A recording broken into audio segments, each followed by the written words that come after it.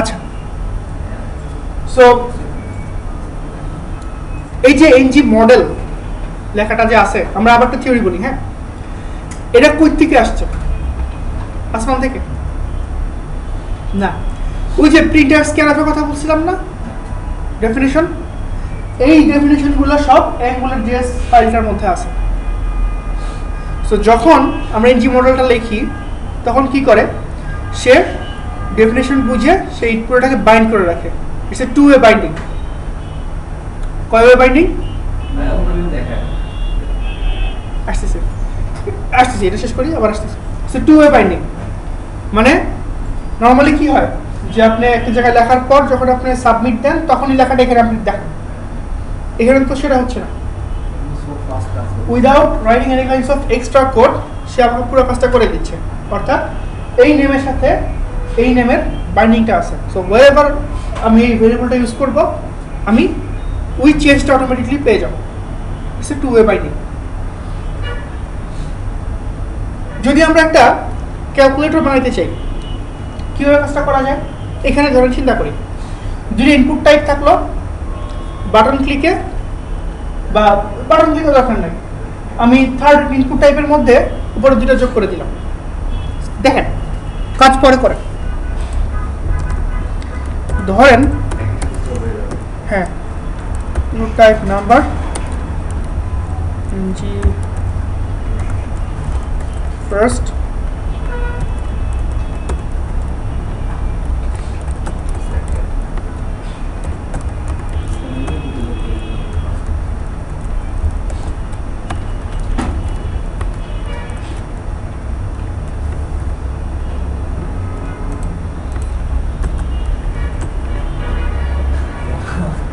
ঠিক আছে? তার মানে আমরা কি বলতে পারি, not only it's a two-way binding but also it can evaluate any expression, তাই না? করেন তো কি বলছি আমি বলি আবার, এটা যে শুধুমাত্র টু ওয়ে বাইন্ডিং করে তাই না, এটা ইচ্ছা করলে সেকেন্ড ব্র্যাকেটের এখানে অনেক রকমের এক্সপ্রেশন ইভালুয়েট করতে পারে ডাইনামিকলি।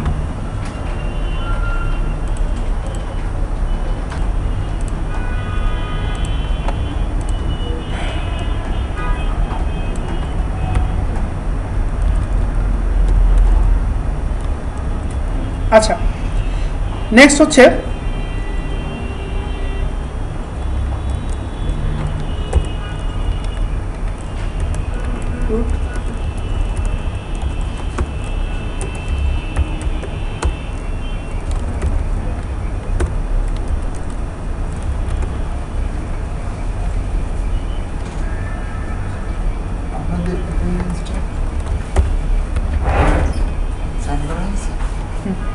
বড় সরে রাখছি এটা না, এটা এইটা উপরেরটা একজন আসছিল, বাকি সব নাই। একজন আসছিল, নটা 30 আসছে সবাই। আচ্ছা আমি দিচ্ছি। ওকে, তো এটা আগের মতোই হলো। মজার ব্যাপারটা হচ্ছে এইখানে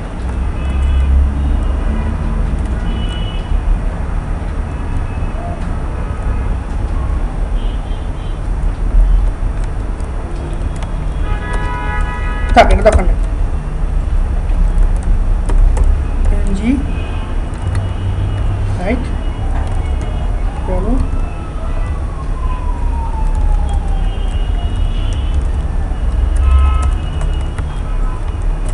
কি করছি আসলে, এই লেখাটা বাদ দিয়ে পুরো লেখা আগের মতোই, তাই না? বাংলায় পড়েন তো কি লিখছি, বাংলায় পড়েন আপনি বোঝার চেষ্টা করেন তো কি লিখছি।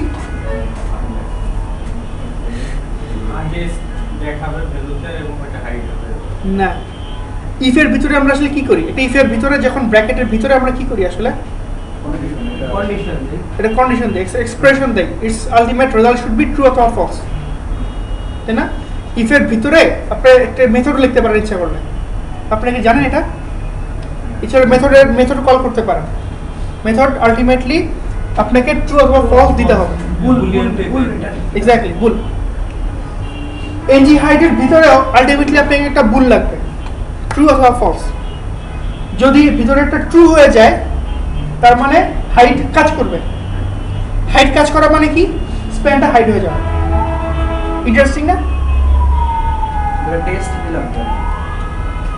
একটা দিছি আর কি, দিলাম একটা লেখা আর কি। যদি আমি এখন এখানে ভ্যালু সমান সমান টেস্ট লিখি, এটা হাইড হয়ে যাবে। দেখেন আমি এটা দেখানোর জন্যই করছি। সো রিফ্রেশ, এটা না তো পেজটা কই,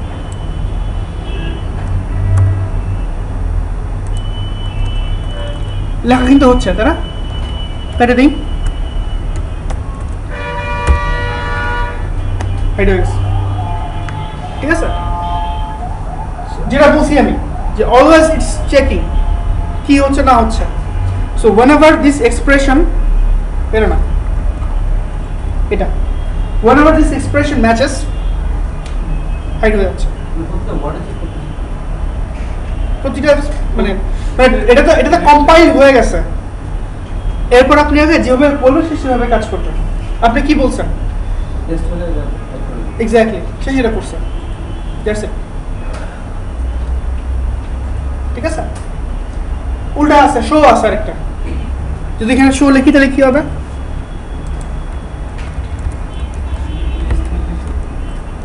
সেভ দিছি, রিফ্রেশ দিলাম, টি লিখবো, চলে আসছে, আর টি দিই নাই হয়ে গেছে। It's fun. মানে যখন আমরা অ্যাঙ্গুলার কাজ করি প্রথম মজা লাগতো, এখন তো অভ্যাস হয়ে গেছে। আরেকটা দেখাই, এনজি শো গেল, জি হাইট গেল। তারপরে একটা আছে হচ্ছে গিয়া ধরেন ডেট পিকার। এটা অবশ্য HTML5 এর ফিচার, বাট আপনারা কি HTML5 নিয়ে কাজ করছেন? মানে অ্যাটলিস্ট ফিচারগুলো কি জানেন? এর যে ইনপুট টাইপ ডেট নামে যে একটা জিনিস আছে, আচ্ছা তাহলে তখন না। তারপরে আছে হচ্ছে গিয়া এনজি রিপিট, রাইট। ধরেন আমি যদি আপনাদেরকে বলি যে কোয়েরি দিয়ে আমাকে একটা এলআই দেখাবেন, এলআই এর লিস্ট দেখাবেন, আপনাকে যে কোয়েরি দিয়ে কি করতে হবে? ডমটা ধরতে হবে, লুপ চালাই, ফর লুপ চালায়া অ্যাপেন্ড করতে হবে না? এর চেয়ে সহজ কোনো ওয়ে আছে?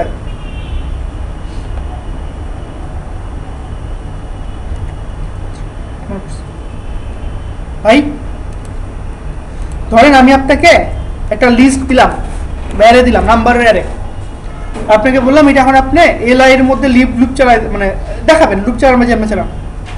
আপনার জন্য সহজ ওয়েটা কি?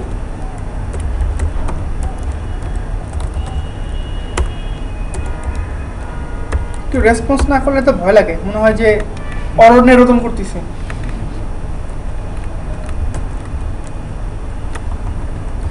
এনজি মডেল হচ্ছে গিয়া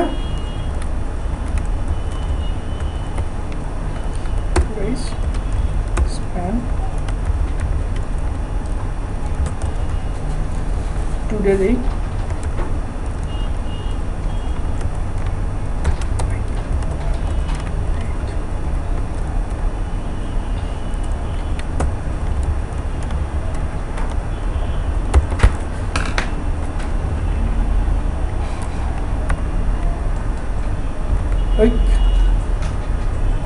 কি হলো?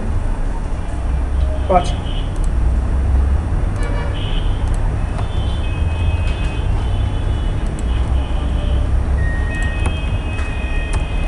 ওকে, সো ধরেন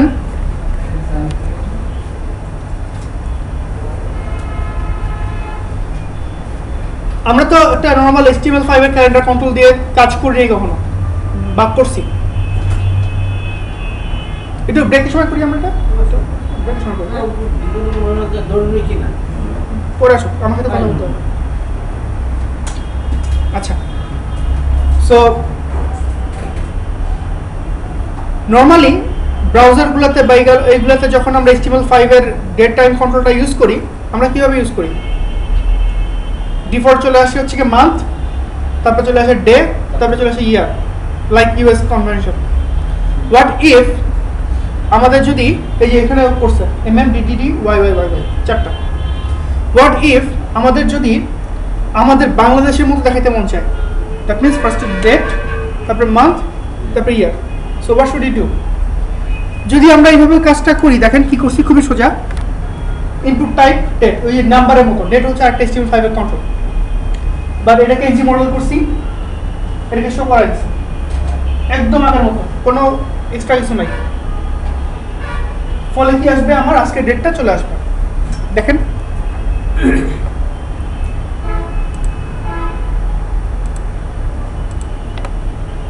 হিজিবিজি বহুত কথাবার্তা আসছে, তাই না? হ্যাঁ, সব চলে আসছে, but I don't want to see it in this way. তাহলে উপায় কি? এখানে এখন পার্স করে হচ্ছে গিয়া কি করা, এখান থেকে টি থেকে পুরোটা নাই করে দেওয়া, তারপরে এটাকে আবার হচ্ছে গিয়া স্ট্রিং ভাঙে প্রথমে। মাইন্ড ব্লোয়িং জিনিস, এত কঠিন না। আমি জাস্ট এখানে একটা ফিল্টার অ্যাড করব। নাও সি দ্য ম্যাজিক। 17/12/2014 আজকে ডেট চলে আসছে। আজকে ডেট না, সরি, মানে ওই ফরম্যাটে চলে আসছে, বাংলাদেশের ফরম্যাটে। হ্যাঁ,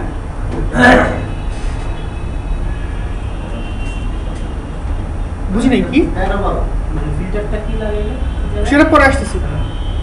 মানে what's the point? The point is, যদি আমাদের এই ফিচারগুলো না থাকতো, আমরা যদি বাংলাদেশের লোকালাইজড ওয়েতে ডেটটা দেখানো লাগতো, আমাকে কিন্তু বহুত রকমের কান্নাকাটি করা লাগতো। কান্নাকাটিটা কি বললাম একটু আগে, যেটা চেষ্টা করছিলাম বলার জন্য। পার্স করা লাগতো, ডেট, মান্থ, ইয়ার আলাদা আলাদা ধরা লাগতো। ধরায়া ইভেন আমি এইভাবেই করছি আর কি, কয়েক মাস আগে এইভাবে করছি। পরে এটা দেখার পর তারপরে এইভাবে মারি আর কি। সো এইগুলো সুবিধাটা কোথায় আসলে?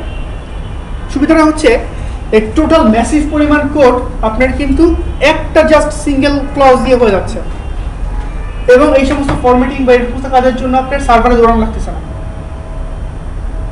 বোঝা যাচ্ছে? তো সার্ভারের বিশাল পরিমাণ ওয়ার্কলোড আপনি ছেড়ে দিচ্ছেন ক্লায়েন্টের উপরে, সার্ভারের পারফরমেন্স আরো বাড়বে। সো কি করছি আসলে, ইটস এ পাইপ।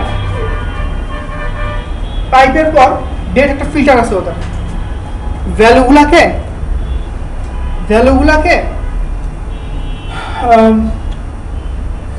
বিভিন্ন রকমের কাস্টমাইজ ভাবে দেখানোর জন্য একটা টার্ম আছে, নাম হচ্ছে ফিল্টার, FILTER, ফিল্টার। সেই ফিল্টারের মধ্যে বলে দিচ্ছি ডেট একটা ফিল্টার ওদের জন্য, বলছি তুমি ওকে এইভাবে দেখাবে।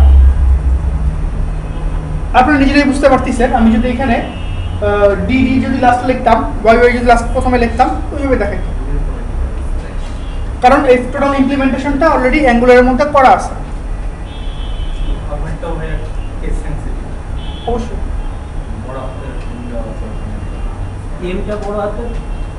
হ্যাঁ, দিতে হবে না, ওরা যেভাবে সাপোর্ট করে আর কি।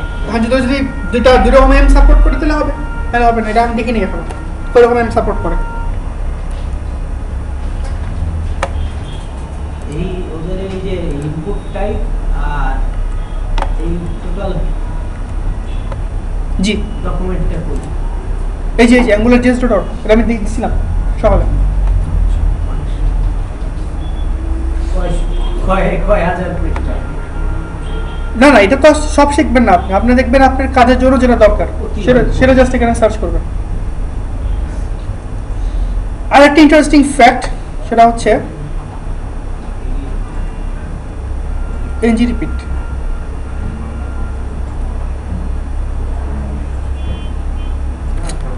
কি ভুল লিখলে গালি দেয় না? না, লাল দেখায় না? না। এটা মুশকিল। আপনারা জেসন নিয়ে কাজ করছেন? এই মানে দেখানো হয়েছে এমনি অ্যান্সার দেন কেন? মানে জেসন নিয়ে কাজ করছেন তো? যদি একটু একটা জেসন দিয়ে একটা পাইপ করে নিয়ে আসছি, ব্যাস এইটুকুই।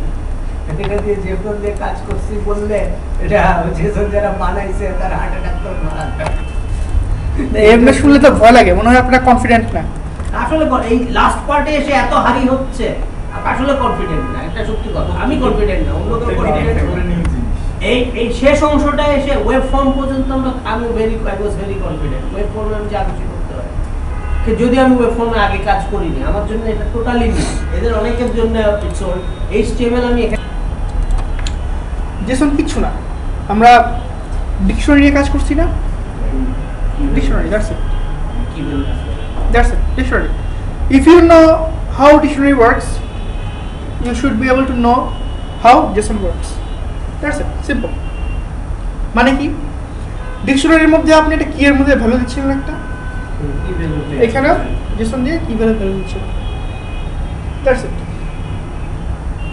এর চেয়ে বেশি কিছু নাই, আমাকে দিলে আমি আর 5 মিনিটে কথা বলতাম, ঠিক আছে? একটা এক্সাম্পলটা দেখাই ছোট্ট করে, তাহলে আপনাদের বুঝতে সুবিধা হবে।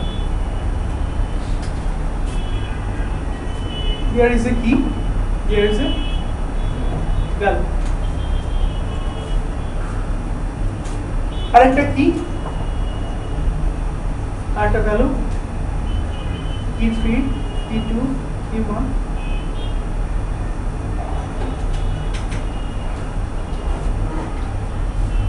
এখন যদি আমার এই তিনটা আলাদা কি ভ্যালু পেয়ারকে একসাথে করতে হয়, তাহলে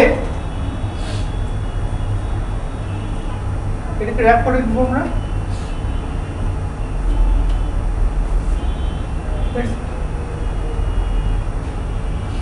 ঠিক আছে? এখন পুরোটা মিলে একটা সিঙ্গেল ব্লক হয়ে গেছে না, সেকেন্ড ব্র্যাকেট শুরু ছিল, ইটস আ ব্লক। যদি এখানে আমরা একটা ভেরিয়েবল রাখি var v, তাহলে আপনি আমাকে বলেন, আমি যদি লিখি v ডট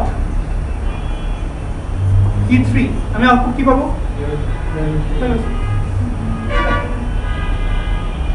যদি আমি এখানে v ডট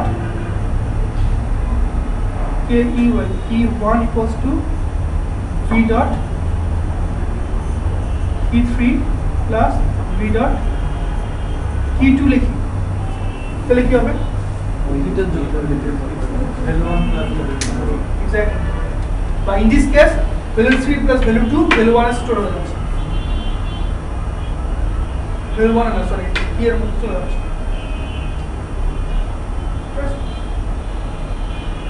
এইটা আসলে মেইন ইন্টারেস্টিং পার্ট। ইন্টারেস্টিং পার্টটা যেটা আমি বলি নাই, সেটা হচ্ছে সি শার্প কনসেপ্টে চিন্তা করে দেখেন তো, সি শার্প কিন্তু মোরলেস এই জিনিসটাই আসলে সি শার্পের অবজেক্ট। একটা স্টুডেন্ট ক্লাস যখন আপনি ডিজাইন করেন, একটা যখন অবজেক্ট ইনস্ট্যান্সিয়েট করেন, হোয়াট হ্যাপেন? তার তিনটা প্রপার্টি চিন্তা করেন, আইডি, নেম, ফোন নাম্বার বা phone. ID equals to 1, name equals to suppose মনে করেন যে লায়ন, ফোন ইকুয়ালস টু 1 2 3, তাহলে কি হচ্ছে? It's also another block in C sharp. So ওইটা একটা ভেরিয়েবল থাকবে, ভেরিয়েবলের তিনটা কি থাকবে, আইডি, নেম, ফোন, এই তিনটা কি, তিনটা ভ্যালু সেম না? সো সামহাউ আপনার যদি এক ধরনের কনভার্টার থাকে, তাকে যদি বলেন যে ভাই কনভার্টার, তুমি সি শার্পের এই অবজেক্টটাকে জেসন বানায় দাও তো, তাহলে এই যে মাত্র যে আমরা স্টুডেন্টটা বানাইলাম, আইডি, নেম, ফোন, আইডি, এই যে সি শার্প সিনট্যাক্স এরকম ইকুয়ালস টু ছিল, suppose 1 lion, phone equals to 1 2 3, suppose S equals to ছিল এরকম, স্টুডেন্ট এস। কনভার্ট হওয়ার পর কি হয়ে যাচ্ছে? আইডি, নেম, ফোন, এটা চেঞ্জ হয়ে যাচ্ছে 1 লায়ন।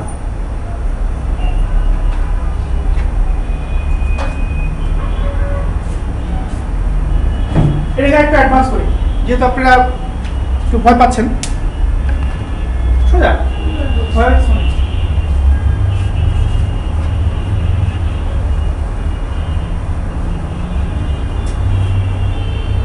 অ্যাঙ্গুলারের বা জাভাস্ক্রিপ্টে, অ্যাঙ্গুলার অথবা যে কোনো জাভাস্ক্রিপ্ট ফ্রেমওয়ার্কে যদি আপনি ওপি ল্যাঙ্গুয়েজে, ওপি মানে অবজেক্ট ওরিয়েন্টেড ওয়েতে কাজ করতে চান, you have to visualize the whole JSON into your mind.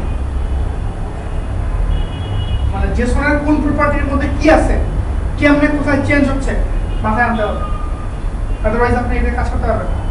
এই জন্য দেখাচ্ছি, ধরেন সি শার্পে জাস্ট ছোট্ট করে টেমপ্লেটটা রাখাই, স্টুডেন্টের